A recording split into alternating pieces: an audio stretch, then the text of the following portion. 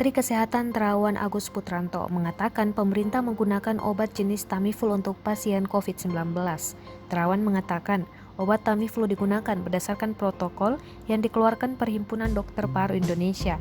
Kita menggunakan Tamiflu yang ada persediaannya, yaitu kita sudah ada di Dinas Kesehatan dan sudah terbagikan, kata Terawan dalam rapat kerja dengan Komisi 9 Kamis 2 April 2020. Terawan mengatakan, pemerintah sudah membagikan 450.000 tablet obat Tamiflu ke rumah sakit rujukan COVID-19. Dan ini kemarin hari Rabu, datang bahan baku untuk Tamiflu yang sehingga kita akan bisa mendapatkan 1 juta tablet dalam seminggu 2 minggu mendatang, ujar dia. Menurut dia, pemerintah sudah menyiapkan skenario untuk menahan laju perkembangan COVID-19. Bahkan apabila terjadi lonjakan pasien positif, diperlukan peningkatan kapasitas rumah sakit, termasuk sarana, prasarana, dan kesiapan sumber daya manusia rumah sakit.